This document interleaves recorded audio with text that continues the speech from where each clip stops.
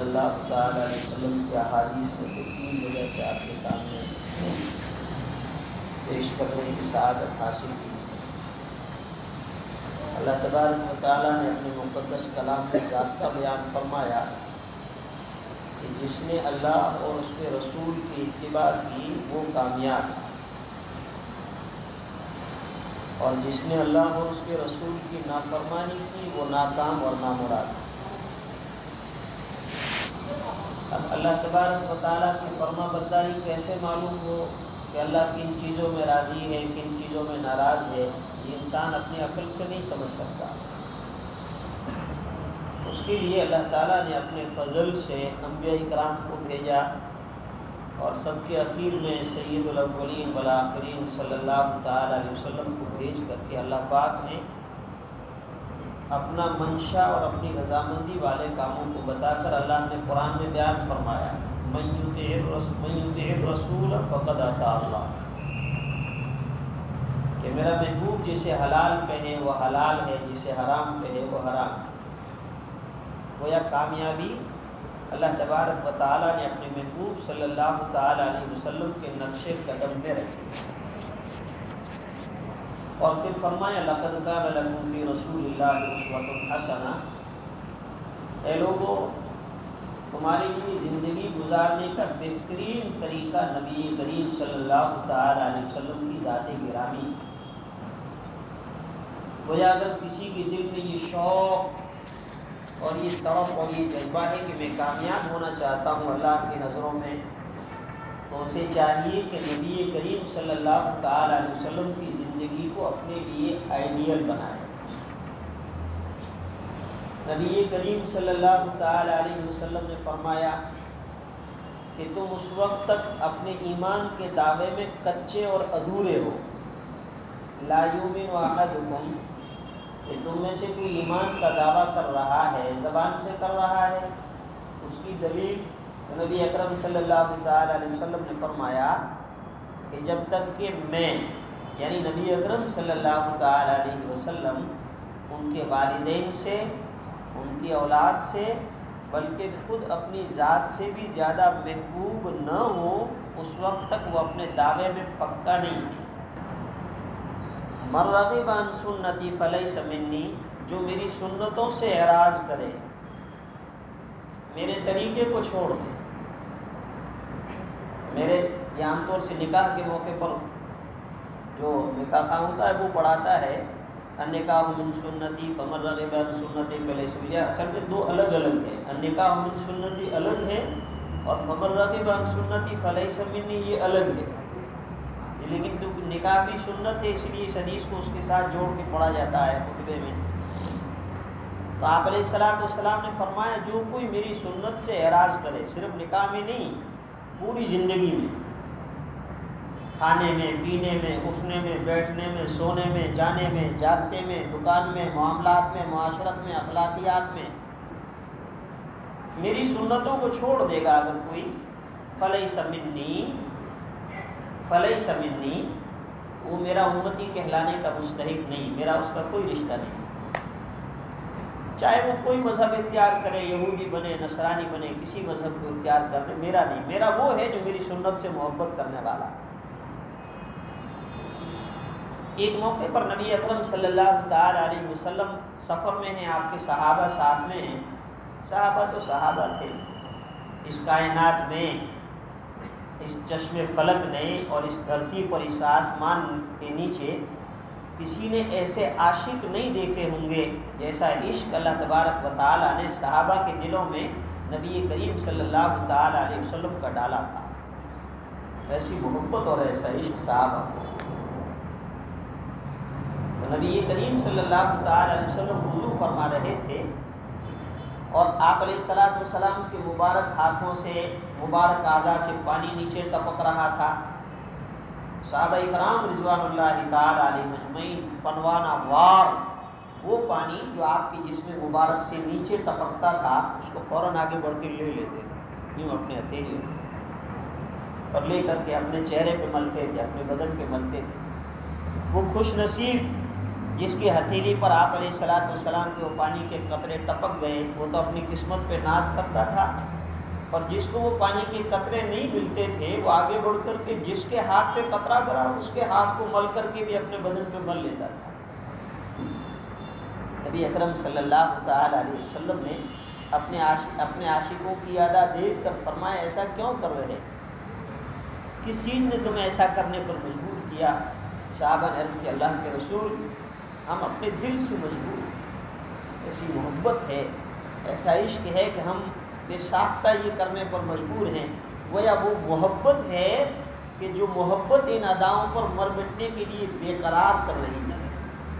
تو نبی اکرم صلی اللہ تعالی علیہ وسلم نے فرمایا اچھا، پھر آپ نے ایک جملہ فرمایا، گویا صحابہ کے حوالے سے قیامت تک آنے والے اپنے عاشقوں کو یا امتی ہونے کے دعویٰ کرنے والوں کو ایک پیغام دے دیا کہ دیکھو یہ صحابہ تو محبت کر رہے ہیں اور پانی کے قطرات کو اپنے جسم پہ مل رہے ہیں، وہ بھی آئیں گے جنہوں نے مجھے دیکھا نہیں، 100 سال بعد، 500 سال بعد، 1000 سال، 2000، 3000 سال، وہ محبت کا دعویٰ کیسے؟ تو نبی اکرم صلی اللہ علیہ وسلم نے ایک ضابطہ بیان فرمایا، ایک اصول اور ایک قانون،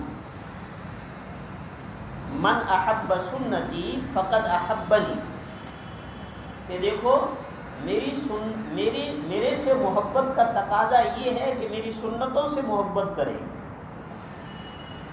میری محبت کا تقاضا یہ ہے کہ میری سنتوں سے محبت کرے، یہ ہے اصلی محبت۔ تم ہو بعد میں آنے والے ہو قیامت تک، جس کسی نے میری سنتوں سے محبت کی، اور دیکھو محبت آدمی کو اداؤں پر مر مٹنے کے لیے مجبور کر دیتی ہے، تو جو میری سنتوں سے محبت کرے گا وہ صحیح معنی میں مجھ سے محبت کرے گا، فقد احبنی۔ اور پھر فرمایا فقد احبنی کان معی فی الجنہ، جو کوئی میرے سے محبت کرے گا وہ جنت میں میرے ساتھ ساتھ جائے گا، میں جنت میں اپنے ساتھ اس کو لے جاؤں گا، جنت میں میرا ساتھ ہی ہوگا، سرٹیفکیٹ دے دیا۔ سنتوں سے محبت نبی کریم صلی اللہ تعالی علیہ وسلم کی محبت کی دلیل ہے، اور آپ علیہ الصلوۃ والسلام کی محبت یعنی سنتوں کو اپنانے والا جنت کی ضمانت ہے۔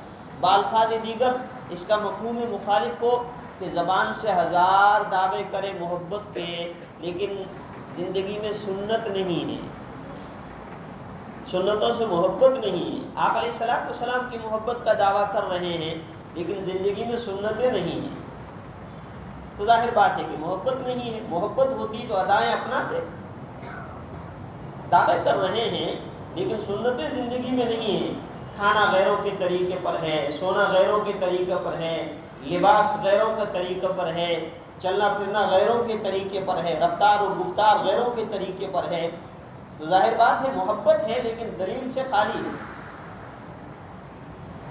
حضرت عثمان غنی رضی اللہ تعالی عنہ نبی اکرم صلی اللہ تعالی علیہ وسلم کی زبان مبارک سے جنہیں ذی-النورین کا خطاب ملا، اور آپ علیہ الصلوۃ والسلام نے اپنی ایک صاحبزادی کا نکاح حضرت عثمان رضی اللہ تعالی عنہ سے کیا، وہ دنیا سے پردہ فرما گئی، تو دوسری کا نکاح کیا، وہ دنیا سے پردہ فرما گئی۔ نبی اکرم صلی اللہ تعالی علیہ وسلم نے فرمایا عثمان تو شان کا مالک ہے کہ اور بیٹی ہوتی تو میں تیرے نکاح میں اور دے دیتا۔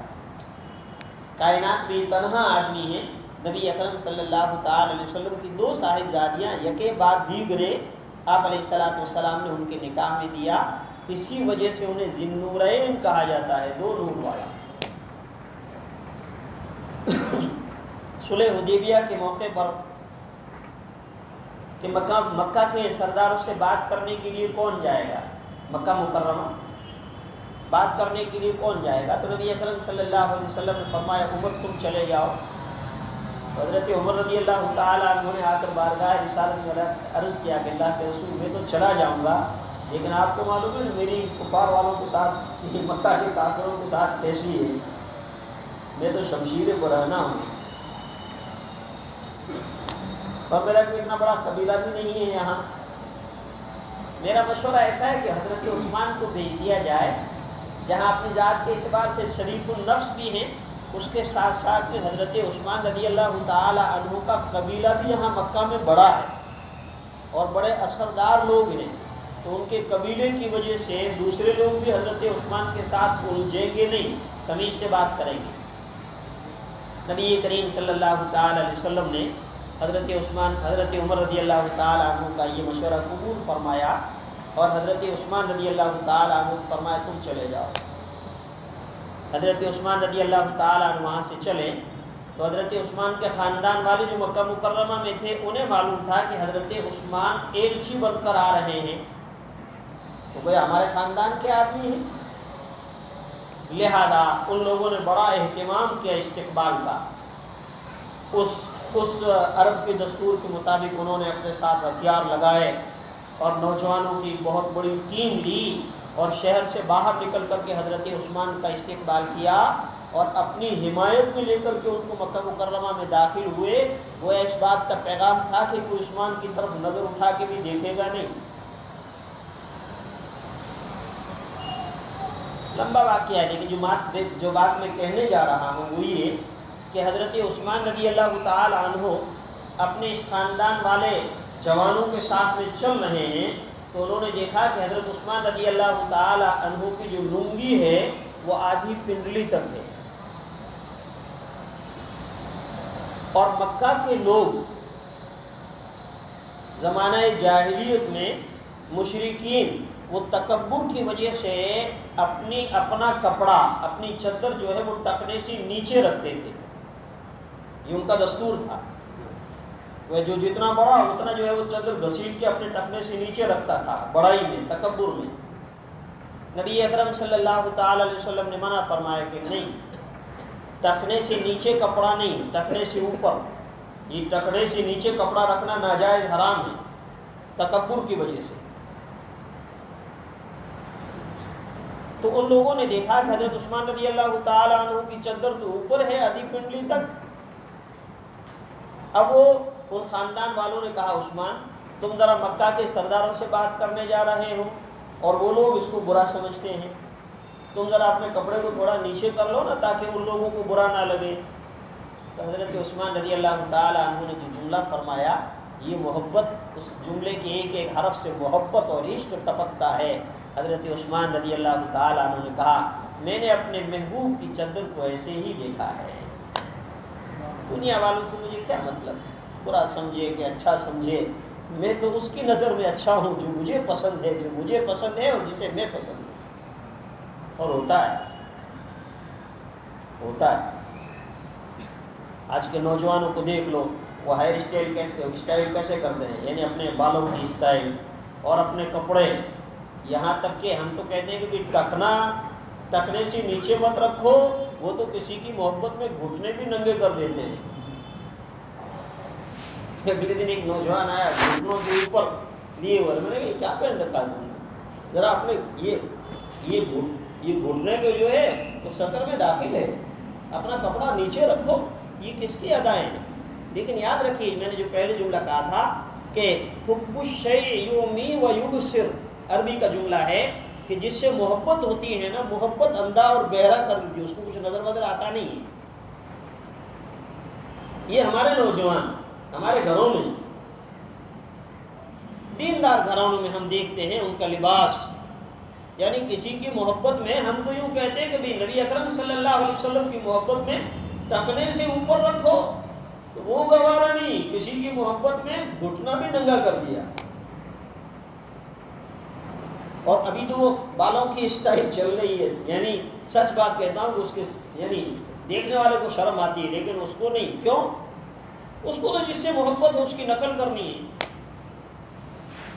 ایک صحابی رسول رضی اللہ تعالی عنہ کسی بادشاہ کے دربار میں ایلچی بن کر گئے، اس کے ساتھ کھانا کھا رہے ہیں۔ میں سنت پہ بات کر رہا ہوں کہ محبت سنت پہ دلالت کرتی ہے، ہر حال میں اس کو حفظ جان بنائے کہ محبوب کی نظروں میں گرنے نہ پاؤں، دنیا والے چاہے رکھے کہ نہ رکھے۔ دسترخوان لگا کے کھانا کھاؤ، سنت ہے، دسترخوان لگا کے کھانا کھاؤ، کھانے سے پہلے بسم اللہ والا برکت اللہ پڑھو، کھانے کے آداب سکھاؤ، اپنے بچوں کو دسترخوان پہ لے کے بیٹھو، اپنے گھر والوں کو سنتوں کا مذاکرہ کرو. ہمارے گھروں میں یہی تو کہتے ہیں بڑوں کی طرف سے گھروں میں تعلیم کرو, سنتوں کا مذاکرہ ہو, بچے کے دل میں سنت سے محبت ہو اور بچپن میں ایسے رچ پچ جائے سنت کہ زندگی کی آخری سانس تک مر مٹنے کے لیے بچہ تیار ہو, لیکن سنت نہ چھوٹنے پائے. تو دسترخوان بچھا کر کھانا کھانا کس کی سنت ہے؟ نبی اکرم صلی اللہ تعالی علیہ وسلم. اور سنت سے پہلے کیا, کھانے سے پہلے کیا پڑھنا؟ بسم اللہ والا برکت اللہ. اور اگر بھول جائیں تو درمیان میں بسم اللہ اولہ وآخرہ. اور اخیر میں کیا پڑھے؟ الحمدللہ الذی اطعمنا وسقانا وجعلنا من مسلمین وجعلنا مسلمین.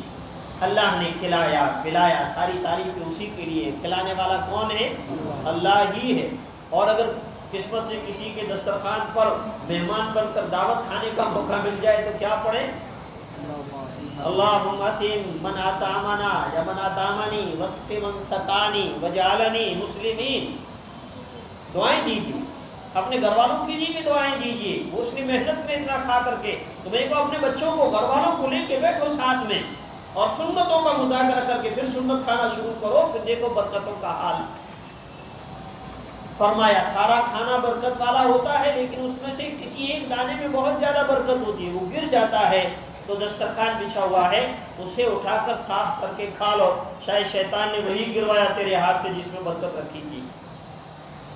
ابو صحابی وہاں بادشاہ کے دربار میں ہاتھ سے کھانے کا ایک جز نیچے گر گیا تو صحابی رسول صلی اللہ علیہ وسلم کا ہاتھ لپکا کہ میرے محبوب نے فرمایا کہ کھانے کا اگر ٹکڑا گر جائے تو صاف کر کے کھا لو. ہاتھ بڑا, پاس میں بیٹھنے والے ساتھی نے کونی لگائی کہ دیکھو کہاں بیٹھے ہو, کسی کا مہمان بن کے گئے ہیں وہاں. ان لوگوں کے کھانے کے آداب ہے. اب ایک میرے نبی کا طریقہ ہے, ایک غیروں کا طریقہ ہے. تم یہ کیا کر رہے ہو؟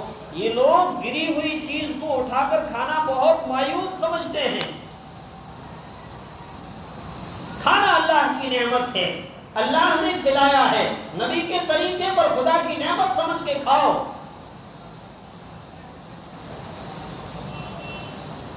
صحابی رسول کا ہاتھ بڑھا, اس نے کوہنی نے اشارہ کیا اور کہنے لگے یہ لوگ برا سمجھیں گے تم پڑا ہوا کھانا اٹھا کے کھا رہے ہو.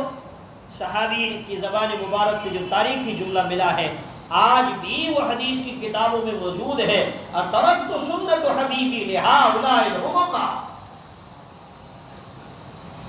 اترکت سنت حبیبی لہؤلاء الحمقاء, کہ میں ان بے وقوفوں کی وجہ سے میرے محبوب کی سنت کو چھوڑ دوں گا. تجھے خود ہی پسند ہے, مجھے خدا پسند ہے. وہ تیری پسند جدا, میری پسند جدا. تجھے خود ہی پسند ہے, مجھے خدا پسند ہے. تمہیں ان کی ادائیں پسند ہے, مجھے میرے محبوب کی ادا پسند ہے. ہم لوگ اہل سنت والجماعت. ہم لوگ کون ہیں؟ زور سے بولو. اہل سنت والجماعت. اور کہلاتے ہیں سنی. کہلاتے ہیں. میں نے ایک مرتبہ کہا کہ بھی لوگوں سے پوچھے تو یہ سنی کیا ہے. ایک ساتھی سے سچی بات کہتا ہوں, میں نے پوچھا بھائی سنی کس کو کہتے ہیں؟ کہتے ہیں سنی اس کو کہتے ہیں جو سن کے ایمان لایا ہو. تو پھر میں نے کہا صحابہ تو سنی نہیں تھے, نعوذ باللہ, بیچارے کو معلوم نہیں تھا. دوسرے نے بولا سنی کیا مطلب ہے؟ پہلے سن کے ایمان لائے تو نہیں, سن سن سن سن کے سن ہو گئے, سن سے سنی ہو گئے. یہ اصل میں ایک حدیث کا ترجمہ ہے. یہ لقب اہل سنت والجماعت کا یہ زبان مبارک سے دیا ہوا ہے, نبی اکرم صلی اللہ تعالی علیہ وسلم کا دیا ہوا تمغہ ہے. آپ علیہ الصلوۃ والسلام نے فرمایا پچھلی امتوں میں 72 فرقے ہوئے تھے, 72 فرقوں میں امت تقسیم ہوگی, اس میں 73 ہوں گے, یعنی کچھ زیادہ ہی ہوں گے, پہلے سے بھی زیادہ. لوگ کہتے ہیں مولویوں نے سارا لڑا کے فرقے کر دیے. میں کہتا ہوں کہ بازار میں جاتا ہوں, ہر ایک سبزی والا اپنی طرف پکارتا ہے, وہاں تو نہیں کہتے ہو تھیلی تھالا یعنی خالی تھیلا لے کے گھر واپس آئے. بیگم صاحبہ نے کہا کیا ہوا؟ کس کے پاس جاتا ہے؟ سبھی پکار رہے ہیں اپنے اپنی طرف, وہاں عقل کا استعمال کرتے ہیں. تو نبی اکرم صلی اللہ تعالی علیہ وسلم نے فرمایا کہ پہلوں سے بھی زیادہ انہی کے نقش قدم پہ چلو گے. عرض کی اللہ کے رسول پھر کامیاب راستہ کون سا ہے، وہ جنت میں سیدھا جانے والا فرقہ کون سا ہے؟ آپ علیہ الصلوۃ والسلام نے صاف انداز میں فرمایا علیکم بسنتی و سنت الخلفاء الراشدین المہدیین، صاف الفاظ میں فرمایا علیکم بسنتی و سنت الخلفاء الراشدین المہدیین، فرمایا جس کے اوپر میں چل رہا ہوں، میرا طریقہ، اور میرا طریقہ وہ ہے جس پر میرے جانثار صحابہ چلے ہیں، تو آپ والا طریقہ اہل سنت اور صحابہ کا طریقہ والجماعت، یہ ہے اہل سنت والجماعت۔ زندگی کے سفر میں الگ الگ قسم کا ماحول ہوگا، الگ الگ فتنے اٹھیں گے، وہاں نقش پائے رسول دیکھنا، میرے آقا نے کیا کیا ہے اور صحابہ نے کیا کیا ہے، کامیابی کے نقش قدم وہی ہے، بغیر کسی سوچ فکر کے اور بغیر کسی الجھنوں کے آپ علیہ الصلوۃ والسلام کی سنت اور صحابہ کا وہی طریقہ اپنا۔ فرمایا الصحابی کالنجوم بأیہم اقتدیتم اہتدیتم، میرے صحابہ چمکتے ہوئے ستاروں کی طرح ہیں، جس طرح رات کے کالے اندھیرے میں گھپ اندھیرے میں ستارے چمکتے ہیں اور قافلے ان ستاروں کو دیکھ کر کے اپنی منزل کا پتہ چلاتے ہیں۔ اے لوگو، دنیا کے گھپ اندھیرے جب فتنے چاروں طرف اندھیرا ہوگا، اس وقت میں میرے صحابہ چمکتے ہوئے ستارے ہیں، ان کے نقش قدم پہ چلنا، یہ اہل سنت والجماعت۔ نبی اکرم صلی اللہ تعالی علیہ وسلم نے فرمایا ترکت فیکم امرین، ترکت فیکم امرین او ترکت فیکم شیئین، کتاب اللہ و سنتی او اطرتی، او کما قال علیہ الصلوۃ والسلام۔ اے لوگوں، دو چیزیں دے کے گنبد خضرا میں جا رہا ہوں، دو چیزیں دے کے میں دنیا سے جا رہا ہوں، دونوں چیزوں کو مضبوطی سے ساتھ تھامے رکھنا، جنت میں ملاقات ہو جائے گی مجھ سے، ایک قرآن پاک ہے، دوسرا میری سنت ہے۔ سنتوں کو اپنی زندگی میں اپناؤ، آپ کا مقدس طریقہ۔ یہ میں باتیں اس لیے کہہ رہا ہوں کہ یہ عربی کے اعتبار سے کون سا مہینہ ہے؟ عربی کا مہینہ کون سا ہے جی؟ یہ مسلمان بیٹھے ہیں میرے بھائی، یہ اسلامی جتنے مسائل اور جتنے احکام ہیں نا، سارے عربی مہینوں کے ساتھ جڑے ہوئے ہیں۔ یہ رمضان کا مبارک مہینہ، اس کا حساب عربی مہینے سے کہ انگریزی میں، کہ مارچ اپریل 13 15 کریں گے وہاں پر بھی، اور زکوٰۃ کا حساب عربی مہینے میں، اور حج کا حساب عربی مہینے میں، عدت کے مسائل عربی مہینے سے۔ اسی لیے فرمایا عربی مہینے کی ہر 29-30 تاریخ کو چاند کو دیکھ کر کے تاریخ کا تعین کرنا فرض کفایہ ہے،